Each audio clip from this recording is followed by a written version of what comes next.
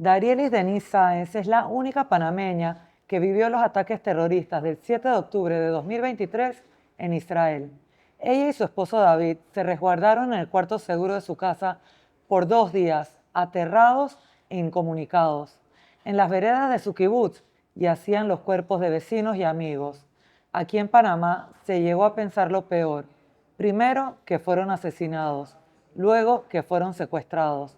Afortunadamente, sobrevivieron la masacre físicamente ilesos. Esa experiencia le hizo replantearse muchas cosas. Denise se convirtió al judaísmo y se cambió el nombre a Débora. Hoy nos comparte una historia de amor, supervivencia y fe en un sorbo a la vez.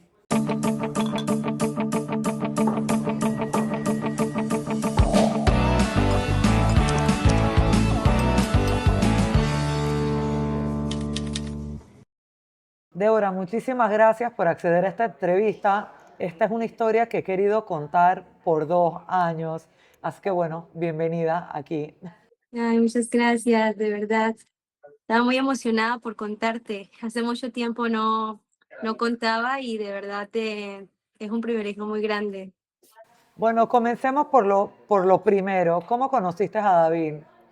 Eh, a David lo conocí por Facebook. Estuve hablando con él 6 meses, aproximadamente un año. Después de eso, dije que iba a venir acá a visitar. Está trabajando en el aeropuerto, desde Tufa, el aeropuerto. em, y le dije que iba con una cantidad de personas a venir acá a visitar. Tú estás en Panamá en ese entonces. Entonces yo estaba en Panamá, pero mi idea no era vivir acá, porque tenía una carrera universitaria, también tenía un trabajo, tenía una vida. No estaba entre mis planes vivir en otro país, lejos de mi mamá y de mi papá, o sea, no había. Incluso antes yo me había ganado un curso de ir a estudiar a Escocia inglés y no me fui porque dije que no estaba preparada para vivir sin mi mamá y sin mi papá solamente 3 meses. Entonces lo conocí. Dije, cuando llegué acá, le dije que estaba acá en Israel, que había llegado al aeropuerto y llegué al aeropuerto a las 10 de la noche. No salí como a las 2 de la mañana y cuando salgo, él está ahí, no sabía quién era, me dijo, soy David, conmigo hablaste y fue algo muy emocionante, muy meraguesh. Y fuimos a pasear a ciertos lados. Yo fui también a Sinai, a Egipto, fuimos al Cótel y tuvimos una conexión mutua con un match. Y me dijo, ¿no te quieres quedar a vivir aquí conmigo? Yo, ¿qué? ¿Cómo? Dijo, sí, ves para ver si te sirve, porque ya David había vivido en Panamá 10 años, 11 años. em, no es lo mismo vivir en Panamá que vivir acá en Israel. Y lo conocí y él me dijo que si me quería quedar con él a vivir un poco y si no me servía, pues podía ir a regresar a Panamá. Entonces yo dije, ok, tengo 21 años, ¿por qué no? Atreverse. O sea que tú fuiste a Israel primero de visita, no estaba en tus planes quedarte a vivir allá. No, no estaba para nada. Fui de visita, ni tan siquiera puse en la maleta muchas ropas o los documentos necesarios que te piden después para hacer el proceso de visa, de todo esto. O sea, era algo muy estresante, pero lo logramos, Baruch Hashem, pero sí fue como un proceso. O sea, ¿Esta fue la primera vez que visitabas Israel o ya habías ido antes? no, fue mi primera vez. ¿Y por qué decidiste ir para allá? Tú me habías comentado que querías salir un poco de Panamá, conocer un país nuevo. ¿Era porque querías ver a David o tenías otras ideas así de conocer, pasear, la parte histórica o turística? ¿Qué tenías en mente? Yo la verdad trabajé mucho en el aeropuerto y decía que yo quería salir de Panamá, o sea, conocer, no de Panamá, como de Centroamérica. Centroamérica ya lo conocía. O sea, salir o Dubái o Israel. Entonces, yo dije, en un país donde no conozco a nadie, tampoco en Israel, pero si me llega a pasar algo, ahí en Israel tengo una persona, o ahí también una embajada de Panamá en Israel. Y si me llega a pasar algo ahí, yo sé que tengo alguna comunicación. Yo la verdad vine a Israel por el tema histórico. Deseaba mucho, mucho, mucho visitar al Kotel. Creo que la primera vez que fui ahí fue algo muy meraguesh, lloré mucho. El Kotel es el muro de los lamentos, Sí. el sitio más sagrado en el judaísmo y queda en Jerusalén, para los que nos escuchan. No saben. Sí. Eh, sí, creo que mi principal era ir ahí. Yo decía siempre, una vez le dije a mi mamá, que el día que yo visitara el Muro de los Lamentos del Cótel, yo pueda morir en paz, porque ya lo visité, ya fui. La verdad es que fue algo que me llenó mucho como de emoción, que querer ir a visitar algo y estar ahí en ese momento. La verdad que me encantó, vine aquí por turismo, por historia, no por juntarme con David, nunca fue mi idea. Bueno, pero qué bonito. Pues te quiero preguntar, ¿por qué crees que tenías tanto como ese deseo de ir al cótel? ¿Qué tipo de crianza te dieron en tu casa? ¿Qué religión profesan tus padres? ¿O cómo fuiste educada? Em, Mis padres siempre me educaron que existe un Dios, un Boreolam, un creador del mundo. Él dirige el mundo, él sabe las cosas, todo lo hace en su tiempo. Y creo que me criaron en un ambiente no de religión, pero sí de que a veces hay que ser muy agradecidos por muchas cosas.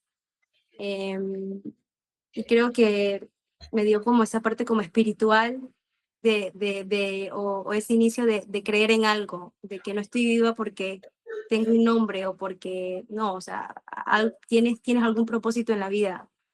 Em, Creo que eso fue algo siempre que me enseñó mis padres y para mí fue como que todas las religiones vienen de una parte de la Torá, eso es de por sí sí.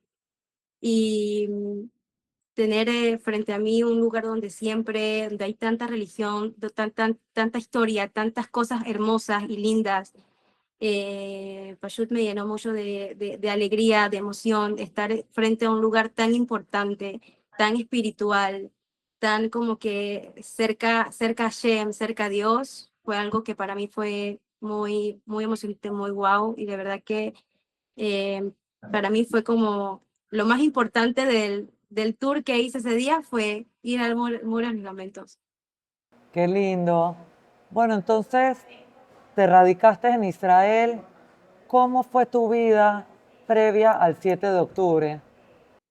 Mi vida previa fue cuando una vez que David a mí me ofrece vivir con él, como estar con él, tener una relación. Nosotros vivimos en el kibbutz Fagasa, 3 años vivimos allí. Me fue un poco difícil porque o sea, no sabía la lengua, no sabía cómo era vivir en otro mundo, o sea, me enfrenté con muchas cosas a la vez. Fue un poco difícil acostumbrarme a la vida acá. Vivimos en Kibbutz Fag hace 3 años. Yo comencé a trabajar con niños. También trabajé muchas veces en supermercados, en lo que había en ese momento, empezando una vida de cero. Mi vida estaba bien, o sea, nunca nos faltó comida, nunca nos faltó nada, Baruch Hashem. Incluso después de Kibbutz Fagasa, que vivimos ahí 3 años, decidimos comprar una casa en Kibbutz Kisufim. Hicimos todo el proceso para comprarla, que es como hacer socios del kibbutz, Haverim y kibbutz, Shala kibbutz y todo esto. Eh, También ahí trabajaba con niños. Lo mejor que me había pasado en la vida, en Panamá nunca trabajé con niños, pero acá es algo wow. Los niños son muy, muy dulces, muy metuquí, muy jamodim. Y Pashut de llegar acá y enfrentarme con tantas cosas a la vez y ver que en cada proceso, te lo digo ahora, en cada proceso, no hubo ningún proceso que yo te digo no fue necesario. Todo proceso hasta ahora, digo, Baruch Hashem, que estuve allí porque aprendí muchas cosas. y fue un proceso necesario para llegar a donde estoy ahora. Seguro que sí. Dime algo, ¿y tus padres, cuál fue la reacción de tus padres cuando los llamaste y le dijiste, me quedo acá? Wow, eso también es otra historia. Eh, Me acuerdo muy bien que yo venía de turismo solamente por 2 semanas y medias, más o menos. Yo llamo a mi mamá y le digo, mamá siempre me llama y me decía, ¿cómo estás? ¿Dónde saliste hoy? ¿Sabes? El quechua con mamá, la comunicación con mamá. Y mi mamá me dice, ¿cuándo es que regresas? Y yo le digo, no, la próxima semana. La próxima semana me llamaba mi mamá, me decía, ¿cuándo regresas? Yo le decía el mismo cuento, como la próxima semana, la próxima semana.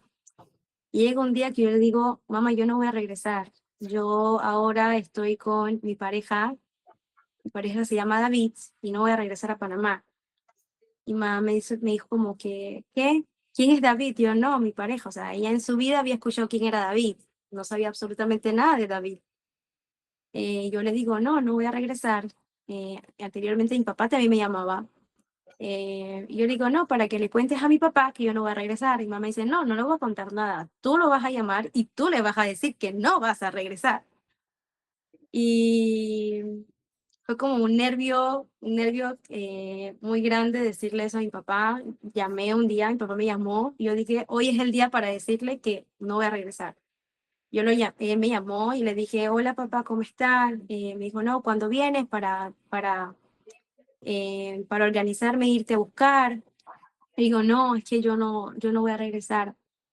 Yo pensaba que se había terminado, o sea, que no tenía clitado, o sea, que no tenía señal, que no tenía wifi, porque hubo un silencio en el celular y yo le decía, papá, ¿está ahí? ¿Me está escuchando? Me decía, mm". Yo, no, no voy a regresar, me voy a quedar acá con mi pareja, dijo, ¿ahora tienes pareja? Yo, sí, tengo una pareja que se llama David. Y se quedó como sorprendido, pero una cosa que mi papá me enseñó mucho fue que aunque él no conocía a David, aunque él no sabía en qué planes locos yo estaba, aunque él no conocía nada, como yo llegué acá sin papeles, sin nada, cuando el país me comenzó a pedir certificado de nacimiento, certificado de soltería, todo lo que se necesita para hacer un papel de migración, mi papá en ningún momento me dijo no. Mi papá me dijo, si esa es tu decisión y quieres hacer eso, por más loco que sea, te voy a apoyar. Y me acuerdo que mi papá movía cielo y tierra para mandarme los papeles, para que los documentos, para que hiciera una visa, para que hiciera un Teutat Seut, un certificado de ID. Creo que al principio fue muy difícil, pero ver a tus padres que en esa situación no saben nada y tener la fuerza de apoyarte es algo muy tremendo. Qué bonito. Pero bueno, ahora hablemos de ese terrible día, el 7 de octubre. ¿Qué recuerdas? Em, Recuerdo muchas cosas porque fue un día muy, muy difícil para todos, creo que tanto para las personas que viven dentro de Israel, para las personas que viven fuera de Israel. Creo que fue algo que a todos nos tocó porque nunca pensamos que algo de esa manera iba a llegar, y menos en ese día que era 7 de octubre, sí, pero es un día de Simchat Torah. La Simchat Torah es algo muy importante para el pueblo judío, que se termina de leer toda la Torah y se comienza de nuevo a leerla como desde el principio. Y creo que fue un día muy, muy difícil. Nosotros estuvimos, todo comenzó a las 6 de la mañana. Nosotros ya nos vivíamos en Kibbutz Fagasa, vivíamos en Kibbutz Kisufim.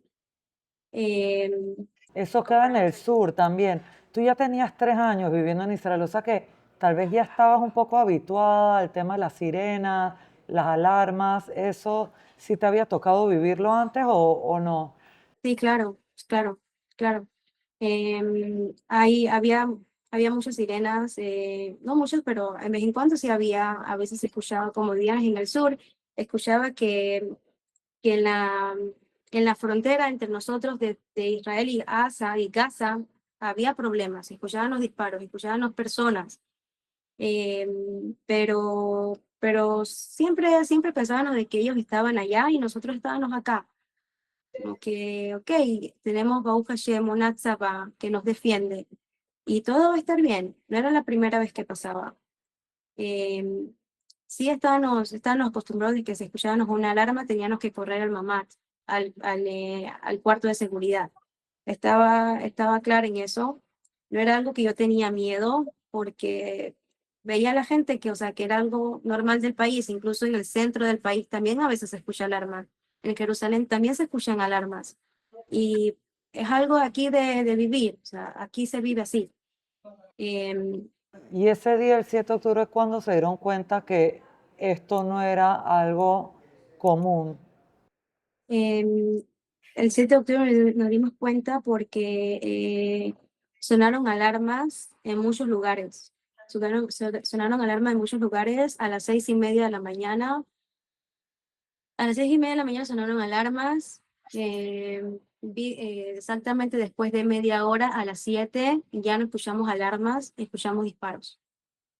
Disparos que muy cerca, y como yo siempre decía que escuchaban los disparos antes, pero en la frontera, pero esta vez era disparos como muchos disparos y escuchábamos carros. Entonces, no pensábamos que era algo normal. Mi perro, como yo tengo un perro, él comenzó a ladrar. Yo sé que él ladra cuando hay gente que él no conoce. Comenzó a ladrar y mi casa está, vamos a suponer, esta es la valla del kibutz, lo que queda para allá es Asa, y mi casa está como frente a la valla del kibutz, es la primera casa. Cuando abrí la puerta y traje a mi perro para adentro, porque había alarmas, eh, vi que venían muchos carros de allá, o sea, de Gaza hacia casa donde nosotros vivíamos, pero no era el ejército. Eh, y en ese momento nos dimos cuenta de que era algo muy, muy grave y que no sabíamos qué iba a pasar. Me acuerdo muy bien que ese día agarré mi perro, entró conmigo al cuarto de seguridad y después que estuvimos allí, escuchamos alarmas, llegó un momento que yo le dije a David, David, hay que salir, o sea, hay que salir a tomar un poco de aire. En eso David me dice, hay que cerrar las puertas con llave, porque lo que viste, lo más probable es que sean terroristas. Yo le digo, no, David, ¿cómo me vas a decirme a mí que hay terroristas viniendo hacia Israel? No es posible. David me dice, sí, son terroristas, hay que cerrar las puertas. Y a todo eso yo le digo, ok, vamos a ir juntos. A todo eso que vamos a ir a cerrar las puertas, él va, cierra la puerta, vamos a suponer que la puerta está aquí y había un baño cerca.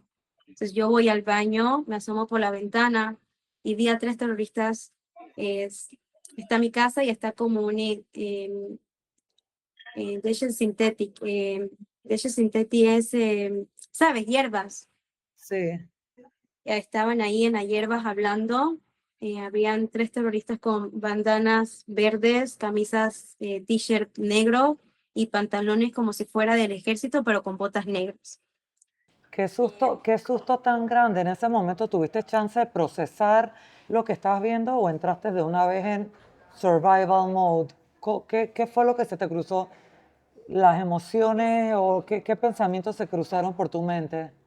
En ese momento, o sea, fueron muchas emociones. Fue miedo, fue ansiedad, fue muchas cosas juntas que yo solamente decía, pasará lo que tenga que pasar. Todos tenemos una misión en nuestra vida y todos llegamos a un punto de ya irnos. Pero así, de verdad, tan no te entró la desesperación, ¿qué hago? ¿Qué vamos a hacer? Sé que todas las personas estaban con los chats grupales de los kibutzim y ya sabían lo que estaba pasando en las otras casas. ¿Tú supiste en el momento a través de los chats o no fue hasta después que salieron del cuarto seguro que entendiste la magnitud de lo que verdaderamente había pasado? Nosotros vimos que venían, como te expliqué, o sea, nosotros veníamos veíamos que venían carros, pero de que venían carros, de que ellos podían entrar al kibutz, son otra cosa, porque el kibutz nadie entra y nada sale por medio de una puerta y no todo el mundo puede entrar a esa puerta. Entonces, en ese momento, o sea, David me dijo, lo único que me dijo David fue, hay terroristas dentro del kibutz, porque David, como estuve en el ejército antes, conoce, conoce cómo suena un arma israelí, cómo suena un arma de un terrorista de Gaza. David tenía armas, tenían cómo defenderse ante cualquier incursión a su casa o no. En ese momento David no tenía arma porque como yo venía con la mentalidad de, ¿sabes? De Panamá, o sea, una persona que tiene arma, como que no es bien vista. Le decía, no necesitamos armas, yo no quiero crecer en un ambiente de que mis hijos vean que tú tienes una arma. O sea, para mí no era algo que sea necesario. No teníamos arma en ningún momento. Nunca creímos que era necesario tener una arma en la casa hasta que vimos lo que vimos y pasamos lo que pasamos. Le digo a David, ahí me dice cierra la puerta, me asomé yo por la ventana, vi a los terroristas estaban como, este es el arma, y estaban de esta manera, como rondeando todo, caminando hacia la espalda, hacia atrás, y cuando él llega justamente a la ventana, yo agacho la cabeza y le digo a David, no te muevas, le digo a David, no te muevas, y esperé como unos 3, 5 minutos. Volví a hacer la cabeza y ya no estaban. Entonces ahí donde yo le digo a David, cierra la puerta y nos vamos hacia el mamá, hacia el puerto de protección. Cuando estábamos en el puerto de protección, revisamos celulares y vimos que no solamente los terroristas no estaban en nuestro kibutz, no estaban en Kibbutz Fagasa, en Iros, en muchos lugares a la vez. Y que ya no era solamente los terroristas que yo, los tres únicos que ya había visto, sino que había un chat donde ese video lo pusieron en muchas partes, donde había una señora en una cama y con una metapellet, con una ayudante que la ayuda, y él decía que no le iba a hacer nada. Eso fue nuestro kibutz. O sea, que ya no iban solamente los tres, había un cuarto, y después mandaron otros videos porque ellos tenían el cinismo de que mataban personas y hacían muchas cosas, aparte de eso lo grababan como si fuera algo grande. Y cuando vimos todos los chats, vimos que no solamente eran 4, eran 5, eran 6. Y eran las mismas personas que venían a construir dentro de nuestro kibutz. O sea, que ellos sabían exactamente dónde vivía cada persona. Y de momento a otro O estuvimos sea, eran con señal. trabajadores, eran colaboradores que cruzaban, tenían permisos para trabajar en sus kibbutz y venir de Gaza. O sea, que eran personas que ustedes conocían. Eran personas que nosotros conocían, eran personas cosas que venían, decían, ok, sí, viene de casa, pero quiere trabajar, quiere tener sustento en su casa, quiere tener un pan en la mesa, ¿por qué no darle la oportunidad? Pero cuando ya vimos que no se trataba de eso, sino que se trataba de algo más, y que esa persona, la que venía acá a trabajar, le daba la información a los grupos terroristas, y que venía a casa, y cuando te tocaban la puerta y te decían, porque muchos de ellos sabían hablar árabe, sabían hablar hebreo, porque venían a Israel a trabajar. Te tocaban la puerta, te llamaban por tu nombre y te decían, no, que somos parte del ejército. No era parte del ejército, eran ellos. Y cuando regresamos al cuarto, vimos todos esos videos, y comenzamos a llamar a nuestros amigos de Kibbutz Fagasa, muchas personas que nosotros conocíamos, y todos estaban en lo mismo, que no sabían qué hacer. Todos estaban encerrados. Después de eso, regresamos 10 minutos después, escuchamos que alguien quería, como que estaba jugando con ¿cómo se dice? Con la manigueta de la puerta, Sí. que quería entrar, y le digo a David, haz silencio. Durante todo ese tiempo nuestro perro estuvo con nosotros, no ladró, no nada, Baruch Hashem, no hizo nada. Eh, luego, O sea, que llegaron a tu casa, trataron de entrar a tu casa. sí, trataron de entrar a mi casa después de 10 minutos que volvimos al cuarto, cerramos la puerta, regresamos al cuarto, comenzamos a llamar a personas que nosotros conocimos, y en eso que estamos en el cuarto, escuché que estaban tratando de abrir la puerta. Estuvimos con señal hasta las 8 de la mañana, después ya no había señal para nada en el teléfono, solamente teníamos electricidad y wifi. Después de eso, a las 10 de la mañana ya no teníamos ni señal, ni internet, nada. Ellos sabían exactamente dónde estaba la antena de la señal y sabían exactamente dónde estaba la planta eléctrica del kibutz. O sea, sabían absolutamente todo. Eh, no supimos de nadie, no supimos de nada. Desde el sábado que entramos, cerramos la puerta, nos estuvimos en el cuarto seguro. Desde el, Pudiste comunicarte con tu familia en Panamá en ese sí, interín? sí, ahora que tocas el tema, yo me comuniqué con mi familia también, le dije a mi mamá, le mostré mi ID de acá de Israel, le dije, si algo me llega a pasar, tienes que ir a la embajada de Israel en Panamá, decir mi nombre para que traslade mi cuerpo hacia allá porque soy panameña. Te amo mucho, creo que le dije te amo mucho, te quiero mucho, siempre fui feliz, te voy a amar por el resto de mi vida, amo mucho a mi sobrino, creo que le dije a mi sobrino Mateo, o sea, lo amo con todo mi corazón, lo amé como si fuera un hijo y si algo me llega a pasar, siempre fui feliz con David. Eso fue lo que le dije. Tú Pero sabes que cuando yo te escucho contando esto y percibo de ti no una sensación de desesperación, sino como que mucha aceptación, ni siquiera resignación, mucha aceptación. ¿Fue así en esos momentos? fue una aceptación porque al ver tantas cosas que ellos hacían, ver tantos videos de familias que nosotros tantos videos que ellos hicieron de personas que nosotros conocimos que hoy en día no están con nosotros, o sea, no queda nada más. En ese momento, David no tenía pistola, no teníamos cómo defendernos, lo único que agarramos fue cuchillo de la cocina, no vimos la luz del sol durante esos días, no sabíamos nada. Yo decía a David, no es posible que tú y yo no tenemos niños, estamos aquí. ¿Qué pasó con la familia que tiene niños? Un niño no puedes agarrarlo y encerrarlo en un cuarto de protección con miles de terroristas y que ese niño no llore. Tú y yo entendemos la situación, pero un niño no entiende esa situación, menos un bebé. ¿Cómo puede estar 6, 7, 8 personas en un cuarto chiquito, un cuarto de protección? No puede ser.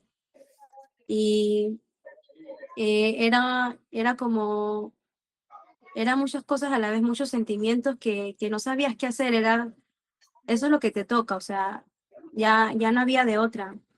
Y durante ese tiempo yo le decía a David, creo que nos decíamos uno al otro, estábamos en la cama, porque dentro del cuarto no había, como ya se había ido la electricidad, no había nada, o sea, yo ni tan siquiera veía a David esos días. Estaba toda la puerta cerrada, no entraba aire, no salía aire, no había ni tan siquiera un poquito del sol que te entraba en el cuarto, porque es un cuarto de Sí, protección. porque esos cuartos están diseñados para entrar unos minutos nada más mientras suenan las alarmas, exacto, no es para quedarse viviendo ahí en tiempos prolongados. Y en ese momento yo le decía a David, dormíamos, ni tan siquiera lo veía, dormíamos, agarramos un cuchillo, dormía en la mano, en el cuchillo, en la almohada, y le decía a David, no importa lo que vaya a pasar, te amo mucho. Nos despedimos como 30 veces al día, porque no, no había nada más. O sea, escuchabas disparos, escuchabas personas hablando en árabe. ¿No se les eh, cruzó por la mente que tal vez fueran secuestrados o todavía no sabían que eso también estaba pasando? lo que nosotros pensábamos era que todo podía cambiar en un segundo. Todo podía cambiar en un segundo y que nosotros, algo que David siempre me dijo fue, no importa lo que pase, pelearemos por nuestra casa porque nos hemos esforzado mucho para llegar hasta aquí y pelearemos juntos. Eso fue lo que siempre David me dijo, es nuestra tierra, es nuestra casa, tenemos derecho a vivir en cualquier lado como cualquier judío y eso es lo que vamos a hacer, a pelear por nuestra tierra y por nuestra casa. En ese momento yo le dije a David, yo no entendía su mentalidad. Eh, y decía, ok, estoy contigo, no pasa nada. No salimos desde el sábado en la mañana hasta el lunes a las 5 de la tarde de ese lugar. En Panamá, yo me recuerdo claramente, en ese entonces se pensaba primero que estaban fallecidos, después no los encontraron, se pensó que habían sido secuestrados. ¿Dónde estaban? Porque eh, hubo mucha confusión, digo, obviamente fueron días muy difíciles, mucha información iba y venía de de tantas personas que fueron afectadas, pero entonces, ¿dónde estuvieron ustedes? Por qué no se, por qué no, por qué demoró tanto tiempo encontrarlos? Em, Nosotros, la verdad, estuvimos todo el día dentro del cuarto de seguridad. El cuarto de seguridad es un cuarto más que tiene la casa, pero se confundieron de casa. Como David me dijo a mí, hay terroristas, hay que cerrar todo. No había manera de que nadie pudiera o, eh, o ¿cómo se dice?, ver dentro de la casa o entrar a la casa, porque cerramos todo y las puertas que nosotros compramos fueron puertas como de estas, no como las puertas del kibut, que prácticamente se podía entrar, era puertas para vivir en esa zona. Em, la verdad, creo que hubo como un error que ellos, en vez de ir a nuestra casa, fueron a la casa de mi vecino y vieron y dijeron, aquí no hay nadie. Pero como te decía antes, que los terroristas tocaban la puerta y te llamaban por tu nombre y te decían que salieran porque eran el ejército y al final no era ejército. Yo no iba a salir si alguien me llamaba por mi nombre. David no iba a salir si alguien llamaba por su nombre. O sea, yo le decía a David, aquí nadie sale y nadie entra hasta que yo vea un milagro. O sea, aquí nadie va a salir, nadie va a entrar. No importa si me llaman o no me llaman. David sí me dijo que él escuchó que nos estaban llamando, pero yo no iba a salir. Yo no iba a salir porque sé que los terroristas estaban haciendo eso. Ustedes tenían comida, bebidas, tenían agua, aunque sea, salieron para usar el baño, o sea, ¿cómo, o sea, 2 días en esa situación, me puedo imaginar la angustia? Sí. Em, no, o sea, lo que se vive acá en Israel, cuando tienes un cuarto de seguridad, ese es el cuarto donde duermen prácticamente los niños. Por si acaso si suena la alarma, ya los niños están allí. Nosotros como no tenemos niños, ese era el cuarto de nosotros dormir. Ese es un cuarto normal. No hay cocina, no hay para beber, no hay para comer. Es un cuarto, como dices, suena la alarma, está allí para que te protejas y cuando se acabe la alarma, sales. No es un cuarto para tener esas comodidades. En el momento de la tensión, de la presión, de todo eso, y tan siquiera por mi mente se ocurría que necesitaba agarrar un lugar para hacer mis necesidades. Tan siquiera en ese momento se me ocurría tener un lugar o agarrar una botella de agua. O sea, no pensaba en eso en esos momentos. Estábamos en completa oscuridad. No salimos en ningún momento, salimos hasta el lunes, que yo le decía a David, David, ya no puedo más. Yo decía a David, no puedo a las 3 a las 3:30. Le decía a David, David, ya no puedo más, yo necesito salir. Estábamos con nuestro perro también, mi perro está súper grande, no es un perro chico, en ningún momento ladró, en ningún momento está acostumbrado a hacer sus necesidades afuera. Tuvo todos esos días sin hacer necesidades, todos esos días sin comer, todos esos días que él nos miraba con angustia y a veces o sea, nos miraba con angustia y no sabía dónde estaba porque no había luz dentro de ese cuarto. O sea, fueron muchas cosas juntas donde a veces nos queríamos salir, pero después escuchaban los disparos. Entonces, no había cómo salir, no había un momento preciso donde nosotros nos atrevíamos a salir porque sabían lo que estaba pasando. El lunes a las 3 de la tarde le digo a David, David, sal, no puedo más, necesito comer, no puedo estar así. Eh, Nosotros escuchábamos tanques, como mi puerta la puerta del cuarto de la puerta del cuarto de protección, de cuarto seguro, hacía un poco de ruido. Yo decía, yo no sé dónde están ellos, yo no sé dónde están. Si yo abro la puerta van a saber que yo estoy aquí. Yo le decía a David, cuando pasa un tanque, el ruido del tanque, abrimos la puerta. Cuando abrimos la puerta, salimos, vimos que habían soldados. Entonces David me dijo, hay soldados. No, me asomé por la misma ventana que vi los terroristas, vi soldados. Pero como yo no estaba bien, no había tomado agua, tenía mucha presión, tenía muchas cosas encima. Yo no distinguía entre un soldado y entre un terrorista. Yo no estaba bien. Yo le decía a David, David, mira tú, yo creo que es parte del ejército, son soldados, pero mira tú, eh, a eso David me mira y yo le digo a David, David, ellos también estaban en posición de alarma, le digo a David, espera que ellos estén cerca de la casa para tú hablarle, porque si tú le gritas, ellos también están en modo defensa. Entonces, espera que estén un poco cerca de la casa y dile que estamos aquí.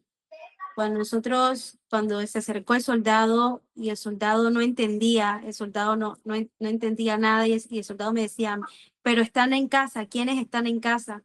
Y David le dijo, estoy yo, mi pareja y mi mascota. Y me acuerdo muy bien que el soldado le repitió 3 veces, hay terroristas dentro de la casa. No, hay terroristas, nosotros decimos 3 veces que no hay terroristas, que solamente están nosotros.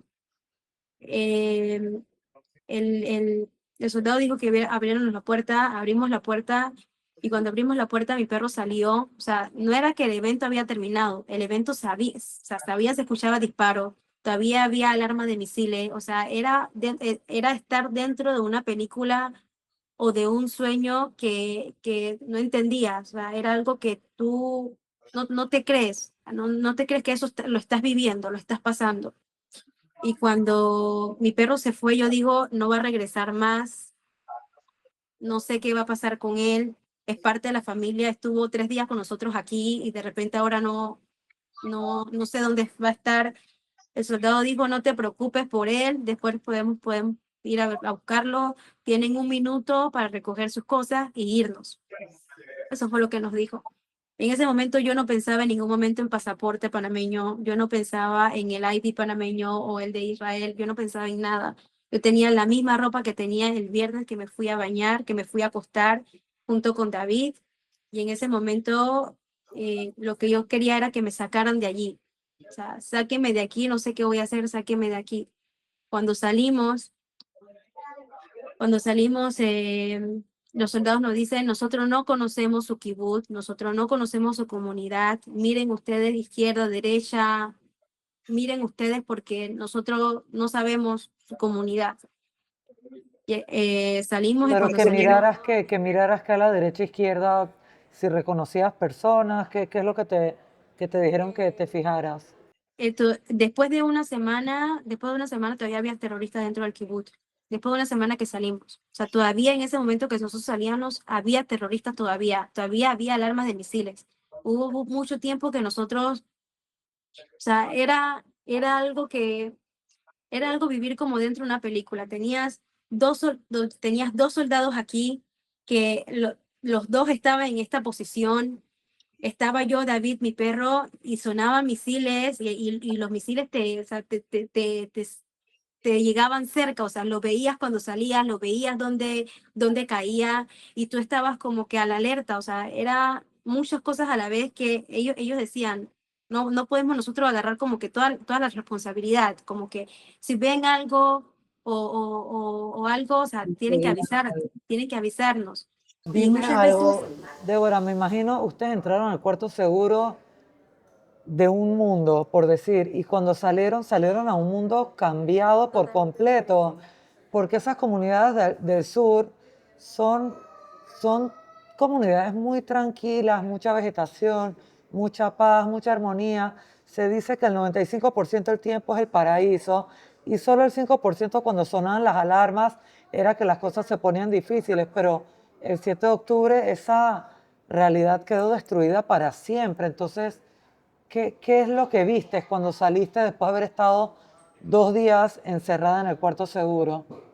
eso es lo que dices es muy cierto porque cuando salimos de allí, el- los misiles a veces nos daban, o sea, caían tan cerca que los soldados nos decían, agáchense, busquen un lugar para agacharse, pongan la mano en la cabeza, porque hubo muchas cosas y cuando yo me acuerdo que yo ya salí como en la parte principal del kibutz y yo miré mi alrededor, era como casa quemada, vidrios rotos, o sea, fue o una pared donde que un misil le cayó, o sea, era gente que yo conocía muerta en el piso, no con todo su cuerpo completo, o sea, fue algo muy difícil, muy difícil creer que una persona que tú conocías, que lo habías visto el viernes antes de irte a acostar, ahora está en el piso y me imagino que murió de una forma muy traumática y no tiene sus partes completas del cuerpo. O sea, era algo muy feo y difícil de aceptar. Y muchas veces yo le decía a David, David, pero hay que recogerlo, hay que recogerlo. Y, y el soldado decía, no hay tiempo, tienen que salir de aquí porque el lugar está muy peligroso, salgan de aquí. Y en ese momento era como que, ¿sabes? Un amigo, ¿cómo lo vas a dejar ahí tirado en el piso? O sea, lo viste el viernes, ¿cómo lo vas a dejar ahí tirado en el piso? Y pues eran muchas cosas juntas que yo decía, o sea, no puede ser. Cuando yo salí, yo me acuerdo yo muy bien que me hacía cosas en la cara, me ponía las uñas en la cara para, o sea, para saber si verdaderamente yo estaba pasando por esta situación. O sea, yo no lo podía creer, o sea, yo estaba en shock. Y cuando salimos, cuando salimos nos montaron no había otra opción que primero montarnos en un tanque. Entonces, nosotros no podemos montar en un tanque, eso es lo más peligroso que hay en ese momento porque hay muchos terroristas. Y hicieron todo lo posible para montarnos en un carro blindado para podernos sacar de ese lugar. Cuando salimos de ese lugar, nos dijeron que nosotros teníamos que estar en un lugar que se llamaba el Mar Muerto, que es lejos de allí, pero no podíamos salir porque donde salíamos, en el kibutz había terroristas y en la carretera que teníamos que agarrar para ir al Mar Muerto, todavía había terroristas. O sea, no podíamos hacer nada. ¿En algún momento pensaste o te arrepentiste y dijiste, ¿para qué vine aquí? O sea, sinceramente, adentro de tu corazón, ¿tuviste esa sensación o se te cruzó por la cabeza? En lo que a mí se me cruzó por la cabeza fue, o sea, yo soy una persona que yo digo, eso es lo que hay, ya, eso es lo que hay. Pero una cosa que a mí se me pasó en la cabeza es, porque había dentro del kibutz hay trabajo, hay personas que trabajan con vacas, hay personas que trabajan no sé, en la parte agropecuaria dentro del kibutz. Y no solamente yo vi amigos míos que estaban tirados en el piso, vi gente que no era de Israel, como yo, que vivía en el kibutz para trabajar en el kibutz, pero eran o tailandeses o filipinos, y los vi muertos. Entonces yo digo, ok, pero ¿por qué ellos? ¿Por qué? O sea, ¿por qué ellos? ¿Qué tienen ellos que ver o sea, qué yo tenía que ver en esto? ¿Por qué fueron a mi casa? ¿Por qué tenían que ir terroristas al kibutz? O sea, no entendí, o sea, ¿por qué yo? Yo vine aquí a vivir con él, no tengo nada que ver en esto, o sea, no tenía nada que ver en esto. Y eso es lo que me vino a la mente, pero creo que algo que yo siempre tenía era, como me dijo David desde un principio, hay que estar juntos. En una situación como esa, teníamos que estar juntos. Había muchas cosas que dentro de mí vi que yo decía, no era tiempo para ahora cuestionar, no es tiempo para ahora pensar, es tiempo de salir de aquí. Y cuando salimos, comencé a hablar con mis padres, o sea, no tenía batería en el teléfono porque como, o sea, ellos tumbaron la electricidad, no tenía cómo comunicarme. Nos dieron un teléfono, me comuniqué con mi mamá y dije, estoy bien, no sabes todo lo que he pasado, pero no podía llamar a mi mamá y decirle todo lo que yo había vivido, porque era ¿Y algo tus muy padres feo. te dijeron, regrésate? Digo, me imagino que sí o no. No, ellos en ningún momento me dijeron regresa, ellos siempre me dijeron, o sea, la decisión es tuya, como que no te voy a obligar a hacer algo que no quieres, pero sabes que esta es tu casa. Hasta el sol de hoy lo dicen. Y creo que mi mamá también me contó que pensaban, como dijiste, que muchas personas pensaron que o yo o David estaban secuestrados y que mi mamá le dieron la opción que si yo estaba secuestrada por el grupo terrorista, a mí me podían sacar por el hecho de que no soy judía, pero a David no. Y creo que cuando mi mamá le dijeron eso, me dijo muy bien la embajadora de Panamá de Panamá en Israel, que en ese momento era Addis. Me dijo, lo primero que dijo tu mamá es que si no pueden sacar también a David, si están secuestrados y no pueden sacarlo a los dos, mejor que no lo saquen. Porque si yo saco a mi hija y me va a preguntar por qué no sacaste a David, creo que nunca me va a perdonar eso. Wow. Y creo que eso fue algo para mí muy valioso que mi mamá tomara esa decisión y que fue algo muy difícil entre los dos, entre yo y David, pasar por esa situación porque ambos tenían muchos amigos que perdimos de la forma más fea y más horrible. Y incluso antes de ese día, cayó un viernes, yo había pedido libre para ir a la fiesta ese día, el viernes. Ese viernes yo le dije a David, yo voy a pedir libre y voy a organizar toda mi casa para el viernes ir a la fiesta Nova. La fiesta Nova quedaba a 10 minutos de mi casa. Podía ir por carretera normal o por camino, o sea, no había ningún problema. Y comencé a limpiar la casa para que todo esté listo. Llegó las 8 o 9 de la noche y David me dice, vamos a la fiesta. Yo le digo, no, yo no voy, yo me siento cansada, hoy es viernes, estoy en mi casa, limpié toda la casa. No, yo me quedo en mi casa. David me dijo, ¿segura que no vas? Yo no voy ni tú tampoco, aquí nos vamos a quedar. Dentro del kibutz había un pub. Un pub es como un lugar que van las personas del kibutz a tomar, a conversar, ¿sabes? Y él me dijo, bueno, entonces vamos a conversar con las personas del kibutz. Y conversamos con mucha gente. El viernes nos quedamos ahí hasta las 3 de la mañana. Regresamos a la casa a las 3 de la mañana y todo comenzó a las 6 de la mañana. O sea, fue como casi no dormimos. Casi no dormimos ese día, no dormimos para nada y después 3 días en el mamá fue algo muy difícil y cuando llegamos al hotel del Mar Muerto eh, nos decían tal persona y tal persona no está con nosotros, tal persona y tal persona. Era muy difícil para mí tener tanta información, tener tantas cosas en mi mente y no poder decir a la persona, yo sé que no está porque yo lo vi en esta condición y en esta condición tirado en la calle. No le podía decir eso, pero yo sentía que si no lo hablaba, mi cuerpo tenía mucha información, muchas cosas feas que si yo no lo hablaba, no podía estar bien. Y yo por lo primero que cuando llegué estaba con mucha fiebre. Cuando llegamos allá al hotel, los doctores nos revisaron y nos preguntaron cómo era posible que sobrevivieron 3 días ahí. Yo le decía, no sé cómo explicarte, lo único que sé es que tengo mucha información en mi cabeza, quiero gritar, no sé, quiero golpear, tengo muchas cosas y no sé cómo explicarle, pero no puedo llamar a mi mamá y decirle todo lo que vi, no puedo, porque ella también estuvo en ese momento que ella no sabía nada de mí. Y me acuerdo yo que el psiquiatra me dijo, tienes mucha fiebre muy alta y tenía, ¿cómo se dice? Daleket, eh, cuando se te ponen los ojos rojos, eh, conjuntivitis, como una Sí, infección. sí. Me dijo, eso es estrés, necesitas salir, necesitas hacer algo. Y digo, no sé qué hacer. ¿Cómo manejaste estas secuelas en tu salud emocional? Hasta el sol de hoy sigue siendo un poco difícil.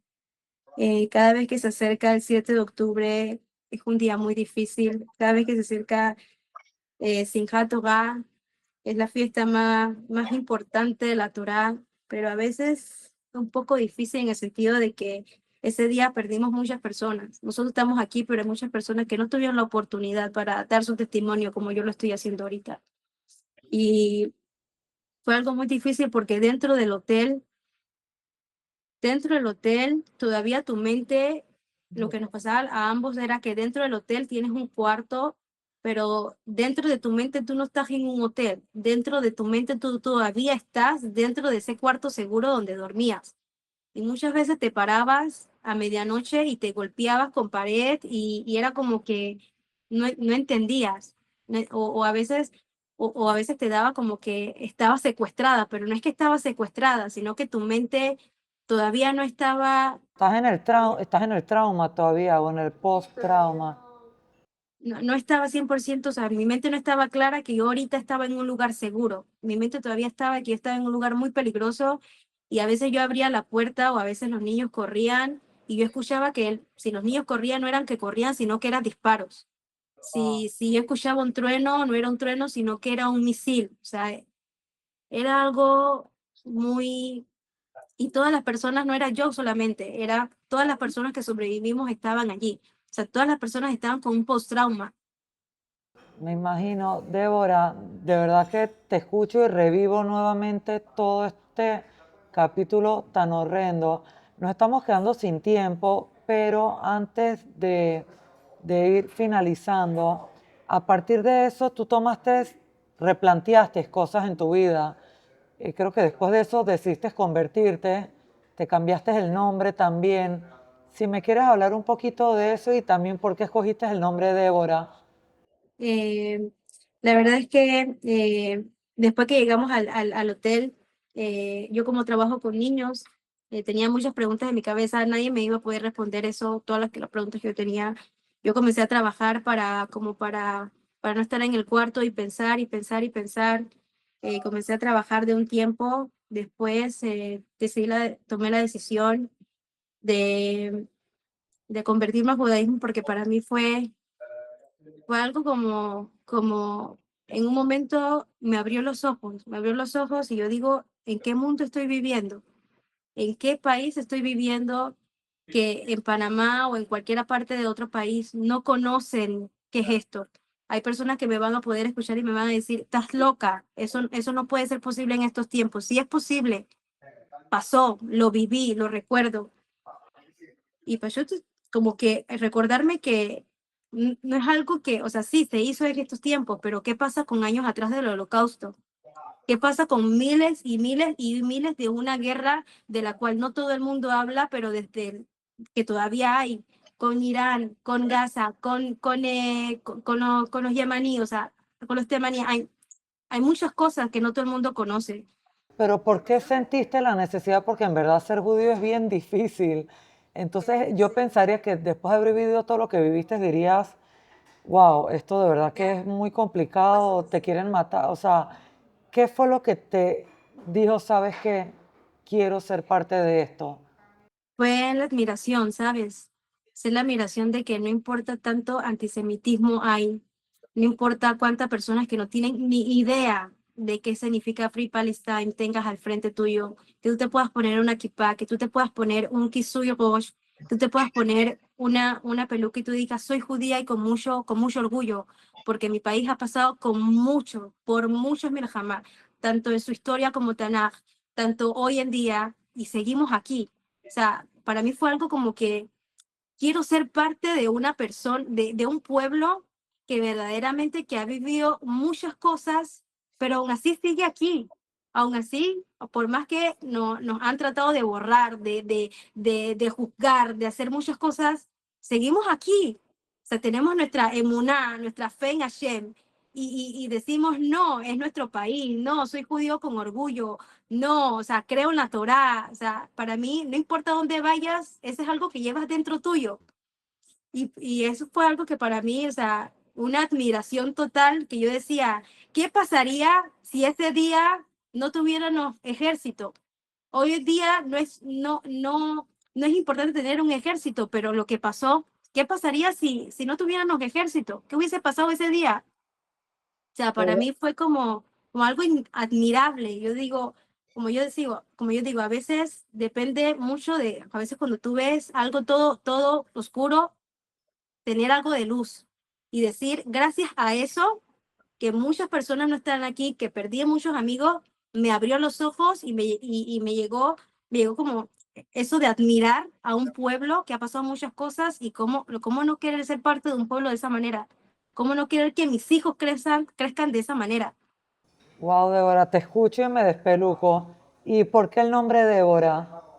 La verdad es que el nombre Débora fue un nombre que yo me puse porque como mi nombre es con D, o sea, con Dalet, ahora cambiarme mi nombre a los 28 años de mi vida, o sea, era como que no entendí quién era yo, o sea, que a veces decían, Débora, falta Débora, y yo dije, ¿y a dónde está Débora? Y la gente me decía, eres tú, Débora, estás aquí, di que estás aquí.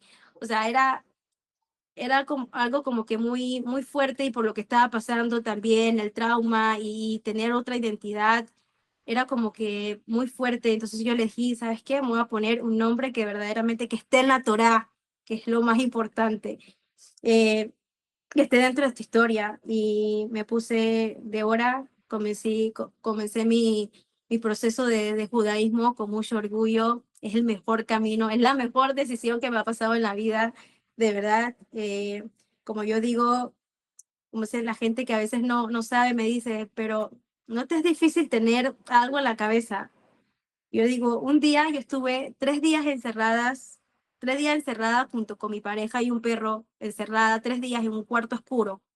Nadie sabía qué iba a pasar. Estuve en la misma decisión, en la misma situación de una persona que tiene, que no tiene, en la misma condición.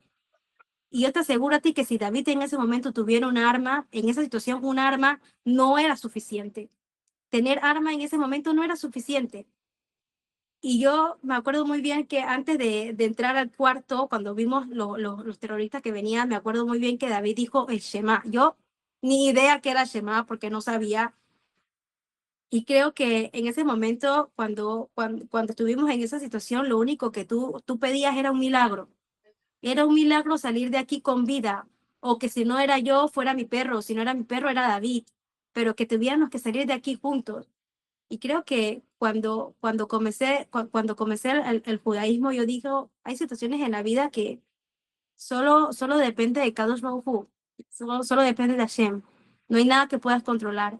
Y pues fue algo que ha sido mi decisión y por más, porque yo digo, o sea, si sales un minuto tienes que ponerte que soy Rosh, si sales un minuto tienes que ponerte una peluca, pero eso te llena de orgullo, porque si tú tienes que hacer eso para estar agradecido con Dios del milagro que pasó en tu vida, por todo lo que hizo, porque hubo mil y un maneras de que esto se acabara entre yo y David, de que todo cambiara y que la historia fuera otra, pero tú tienes que hacer eso con mucho orgullo por lo que Hashem hizo, por lo que Dios hizo en tu vida. ¿Cómo no lo vas a poder hacer? O sea, hizo mucho más de lo que tú ahorita estás haciendo por él. Y pues eso que me llena mucho de orgullo saber que, que tengo a Shay en mi vida, que lo conozco, que conozco la Torah. Es algo, wow. Qué hermoso, de verdad que qué relato tan increíble. Yo tengo 2 años que quería hacer esta entrevista, creo que tú no te acuerdas, pero en ese entonces yo pedí a través de la embajada tener una conversación contigo, pero me dijeron que estabas muy... No fue cuando llegaste a Panamá, tú viniste a Panamá 1 o 2 meses después, fue la semana en que te encontraron y bueno, no estabas lista para hablar todavía, pero me alegro que me brindaste la oportunidad para hacerlo ahora. Los tiempos de Dios son perfectos, Débora. Así que muchísimas gracias y te auguro la mejor de las suertes y bueno, echar para adelante y como dicen, a Israel High. עם ישראל חי באמת כן.